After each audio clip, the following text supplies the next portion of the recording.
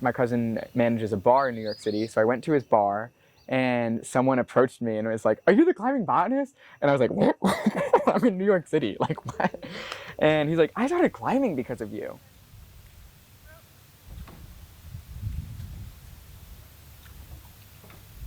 It'll pick up really fast. It's not about the speed, it's about the prep work. I started the Climbing Botanist after a summer of classes when I was just like really, really busy. And it totally came from like a productivity mindset of like I had a day of rest and I was like, what should I do today? And it was like, I'm gonna become an influencer. As I'm learning all these things about botany, as I am like growing in my passion in climbing, I want to have like a log, like a catalog of that journey. I started the Climbing Botanist with no expectation of ever hitting virality, just keeping it as like a personal catalog of like, this is where I was in 2023 when I started it, and this is where I am now. I'm Lebanese American. My mom was born in Beirut, and that's like really important to me too. So I'm from Lebanon, I'm from New York, I'm from Florida. Yeah. When I'm not in Gainesville, I say I'm from Gainesville, even though I've only been here for 5 years. I lived in Mexico last year and I was there for like 6 months and it was really incredible and awesome and like perspective widening, just a really great thing to do after college. But I left with like a lot of questions and like an overwhelming sense of I need to go home. And I asked myself, well, where's home for me? And Gainesville was what felt like home.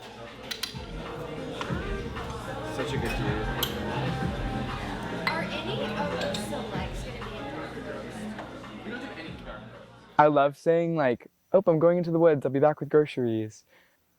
I think specifically for foraging for my food, it felt like, again, like an attachment to my mom's side of the family. My teta, my grandmother, was like a single mother of four trying to provide for her family in the States. Her mother, my teta Nana, was an Armenian genocide survivor.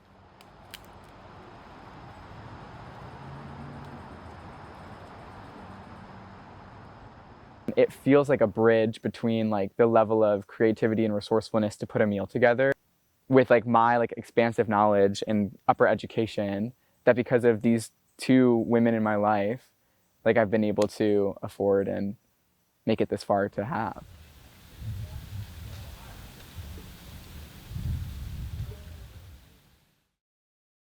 There's some stick bugs back there mating right now. Oh, that's awesome. It's so cool. That's amazing. And we're eating some of your beauty berries. Oh, good.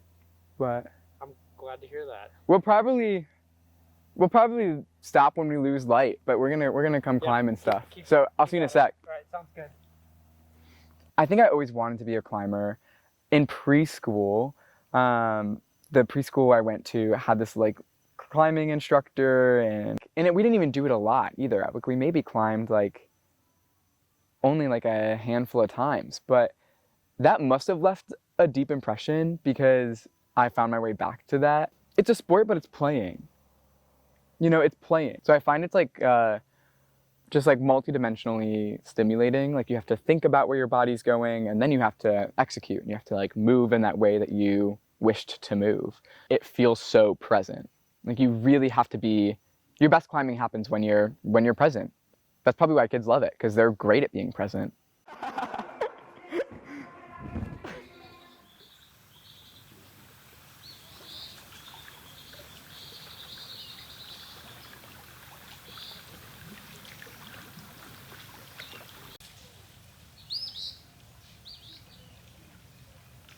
I think like in my like participation of art, of climbing, of enjoying nature, like that does like stem from like a knowledge of like these are things that are ultimately gonna like give me my rightful human experience. People would talk about my videos to me, like my friends and stuff, and I would always be like, the climbing botanist is like my ideal self. Like this is who I want to be, but like someone I don't know if I like fully am yet. Or like maybe I'm not my ideal self, but maybe the climbing botanist doesn't have to be my ideal self either.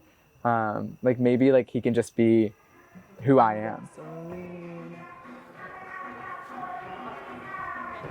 Gasolina, dame la gasolina.